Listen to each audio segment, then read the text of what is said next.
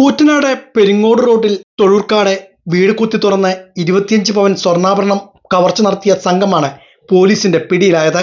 കാസർഗോഡ് പെരിയ ചെറിലിക്കുളുമ്പ അഹമ്മദ് മൻസിൽ ഹാഷിം, കാസർഗോഡ് വിദ്യാനഗർ മേലേക്കാല കോളനിയിൽ മനോജ് എന്നിവരെയാണ് Shoranur DYSP Shaju K തോമസിന്റെ നേതൃത്വത്തിലുള്ള അന്വേഷണ സംഘം അറസ്റ്റ് ചെയ്തത്.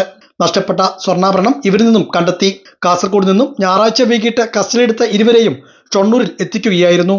കൂറ്റനാട് തൊഴൂർക്കാട് ഹരിഭവനിൽ സുധീറിന്റെ വീട്ടിലെ അലമാറയിൽ സൂക്ഷിച്ചിരുന്ന 25 പവൻ സ്വർണ്ണാഭരണമാണ് ഇവർ മോഷ്ടിച്ചത്. വീട്ടുകാർ ആമക്കാവ് പൂരത്തിന് പോയ സമയത്തായിരുന്നു സംഭവം.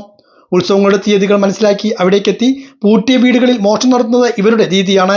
ആമക്കാവ് ഉത്സവ ദിവസം കാസർഗോഡ് നിന്നും തീവണ്ടിയിൽ പട്ടാമ്പിയിലെത്തി കൂറ്റനാടേക്ക് ബസ്സിലെത്തിയെന്നും മോഷണശേഷം ഉത്സവം കണ്ട് രാത്രിയാണ് തീവണ്ടിയിൽ തന്നെ കാസർഗോഡേക്ക് മടങ്ങിയതെന്നും ഇവർ പോലീസിന് നൽകിയ മൊഴിയിൽ പറയുന്നു. മോഷണ ദിവസം തന്നെ രണ്ടുപേരുടെയും CCTV ദൃശ്യങ്ങൾ പോലീസിന് ലഭിച്ചിരുന്നു.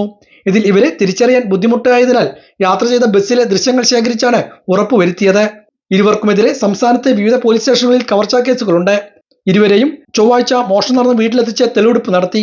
തുടർന്ന് കോടതിയിൽ ഹാജരാക്കി.